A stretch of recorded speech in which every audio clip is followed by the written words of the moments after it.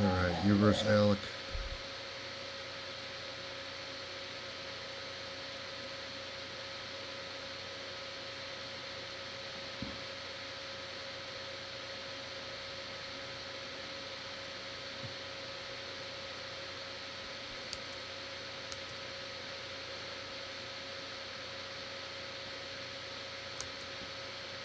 Good, I like that.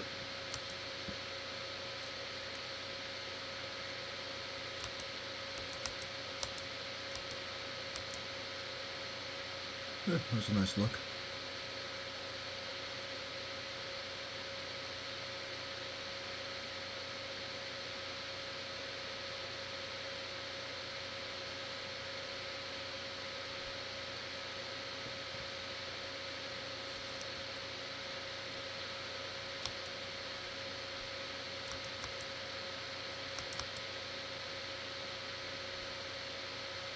You did a good job hand fighting there. I mean, maybe you could have circled around to your left there, maybe attacked the single, but you have a nice bite on your wrist.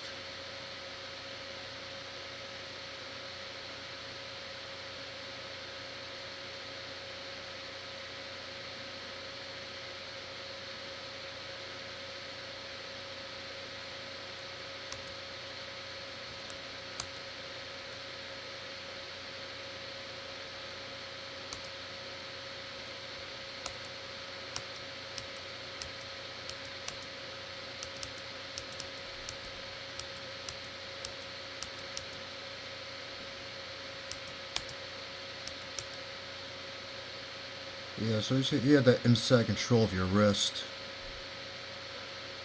So your left leg becomes vulnerable there. So you might want to switch stances there while you're trying to defend that grip.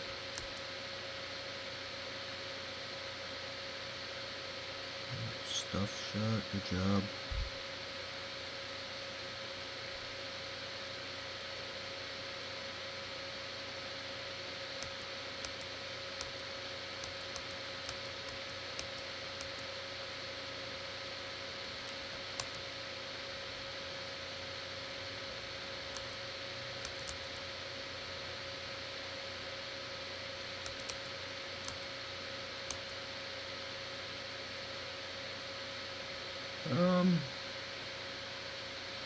Yeah, I might have stayed attacking on the, stayed on the hips there for the body lock, or go back to a leg at that point.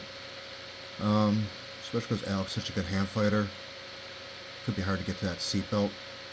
I mean, if it works out, it's wonderful, but,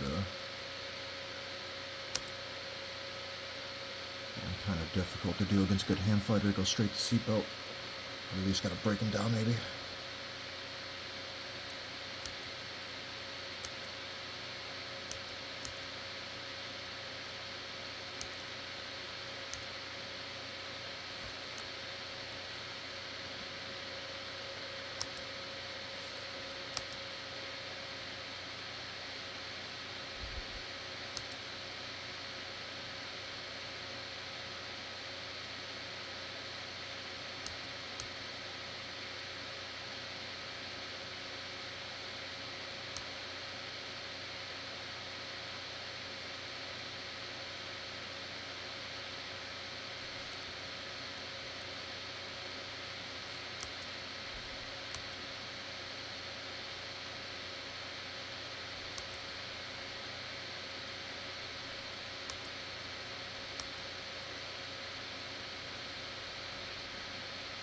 Alright, so we get a sweep there.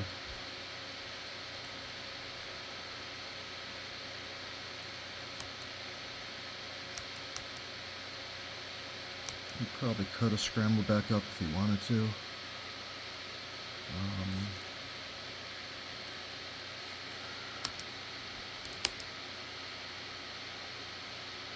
And if possible, I'd like to pull guard with both those feet inside. Yeah, here you did a good job of just like lifting that knee up and elevating them. And then transitioning this kind of like tripod position. It's a little loose for my liking. It's a little too chaotic. So yeah, as I pull, I would try to, like, either keep my shoelace is glued to each ankle or to the knees.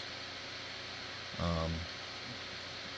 if we're not careful there, that's a lot of space. He can just kind of slide his knee across, not even pinning the bottom leg, but just zipping and going.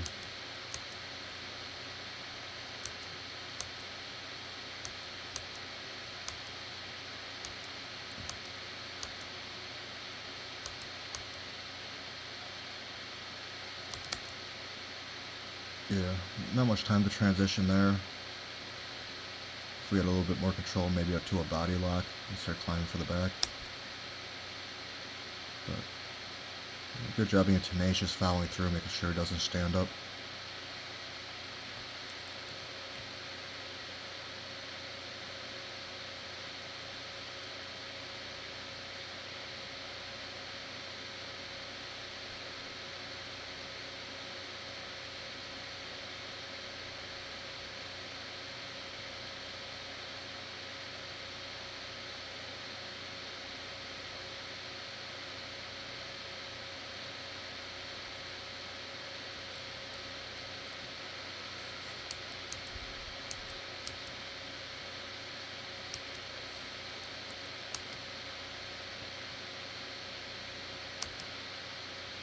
That could be a good time to arm drag here as you circle the hand back in. If you can get that right hand across and drag, that's a good time to go. Like right there would have been a good time. Elbow's a little bit high here, which is why he chooses to do the kind of like the duck under. Keep that elbow a little bit tighter to his collarbone.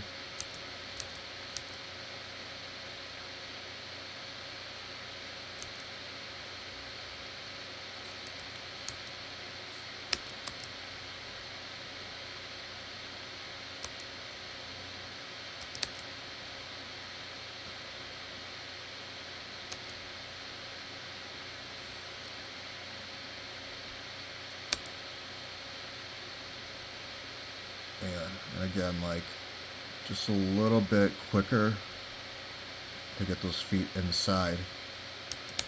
Because he doesn't wait, he just hops. But if we get our feet connected to those knees, he's not going to be able to jump like that.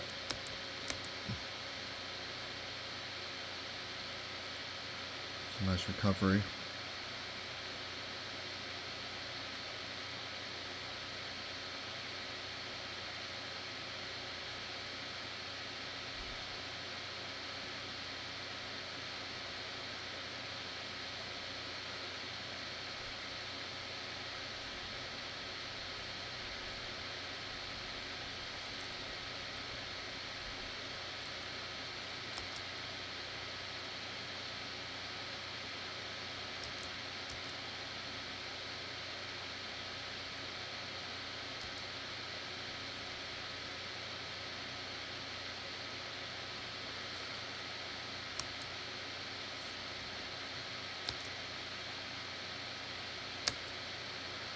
Yeah, like, this was one thing I kind of noticed, I think we talked about before, is sometimes I feel like you're getting stuck in like these kind of like half guard positions where the person's standing. One benefit is you got longer legs, so it is harder for the person to X-pass out of it. But at the same time, it's a lot of space for the person to work, and our connections aren't super tight here.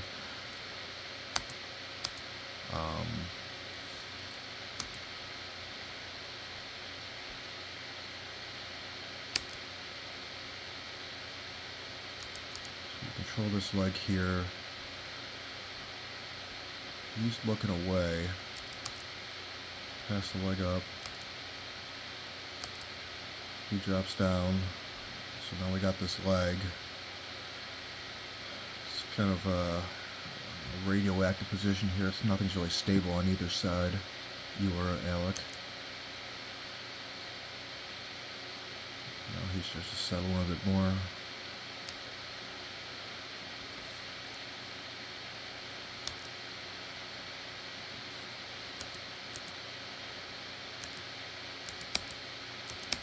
He tries to mount. You come up. I mean, this is a risky play on both sides. Like, he's trying to take the mount, As you come up, you build base, you time that. But we gotta be aware because the triangle for Alec is here. He has to swing this left leg around and pass that over the shoulder. That is an attack he can do. But he doesn't recognize that, so he concedes 2 points there.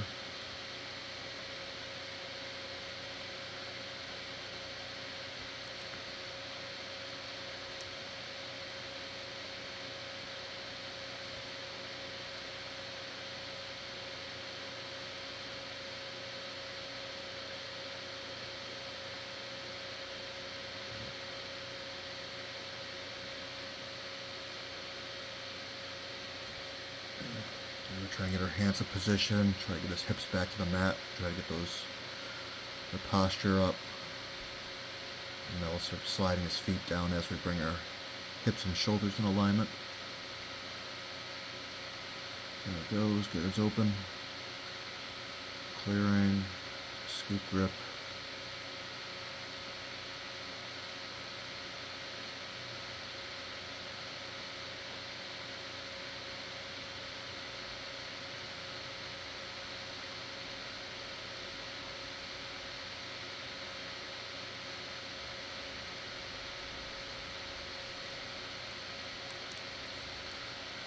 Here we got a knee shield. He's got an overhook. You got a elbow inside, but the arm's across. So that's a little bit risky for an arm drag. Alright. Gets to where it needs to be.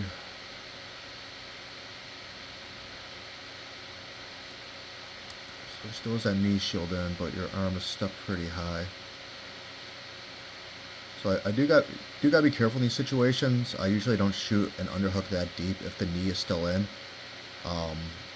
because if he was to take his top leg here and just pass it over his shoulders, you're basically going to be in an omoplata, armbar, triangle, clamp guard kind of scenario.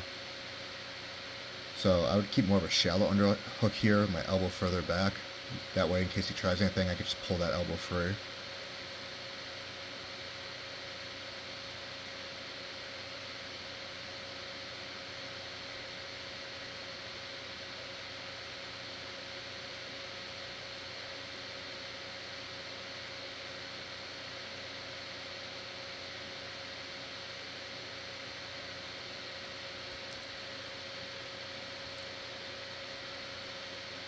So he's on his back, we're tracking the feet.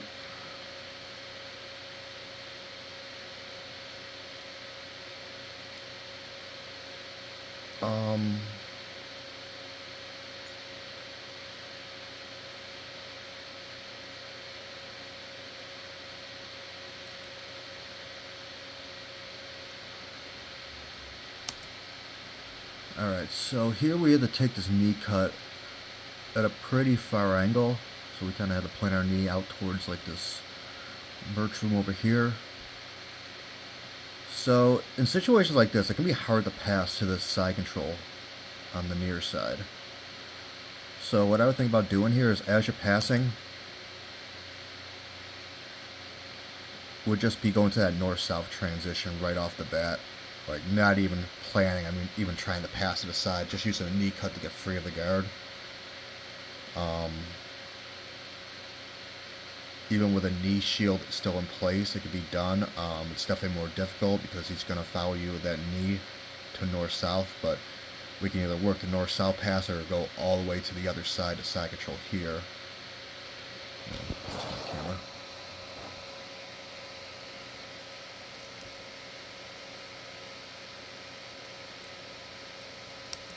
So yeah, like right here. Right hand can block the hip, left hand can hug around this arm here and beat this frame down. And then we can either try to force a north-south, because by bringing that arm over, it's also going to give me better positioning for my head to drop onto his stomach and help flatten out those hips. And then, yeah, north-south, or it might force him to turn away when we start attacking the back.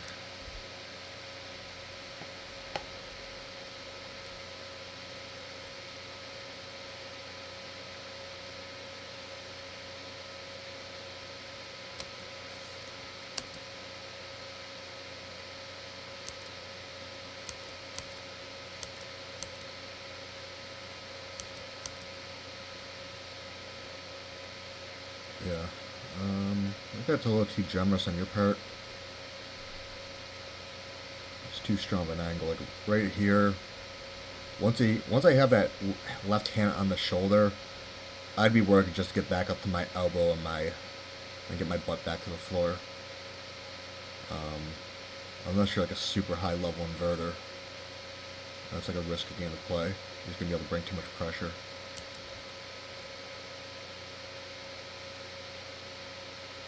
Yeah, so yeah, you got past there. Yeah, boom, right there, like alarm bells. You got that hand on the shoulder, which will be great. That's going to allow you to create separation as you sit up. Um, but yeah, get up to your right elbow there, square back up, get back to a seated guard. Like, that's going to be a hard position to defend for anybody. Goes around behind the head.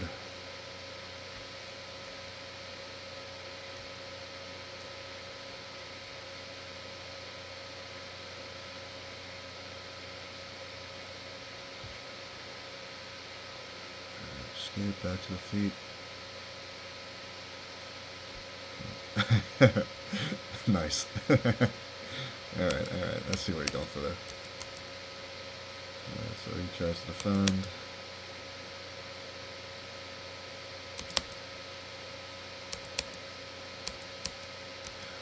We should make a GIF out of that one.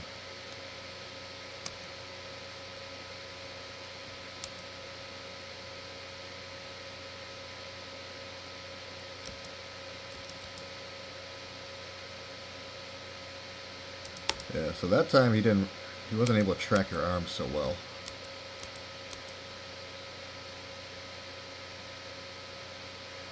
Of course the wall's there, so he had to kind of like hit the brakes a little bit.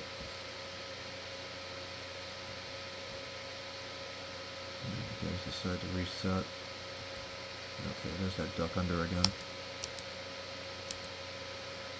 Yeah, so just look at the angle of your arm here. Put a bend in your arm there. Keep that elbow below that collarbone. Like if you're gonna reach across the head like that and your arm does go straight, like you want to be aggressive there. Like, use that collar tie, bully him with it, but get that elbow back in.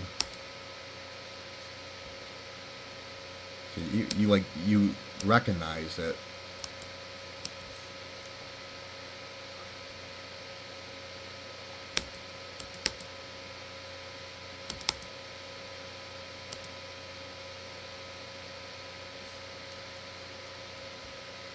So it wasn't a long time.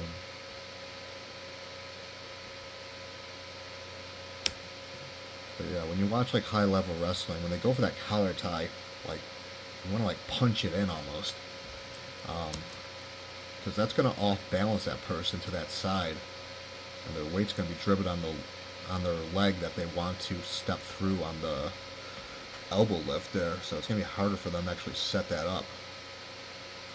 So yeah, you got the height advantage. You got the ability to drop a lot of pressure down on their head. So when you collar tie, yeah, do it with some conviction. Yeah. It's a decent round.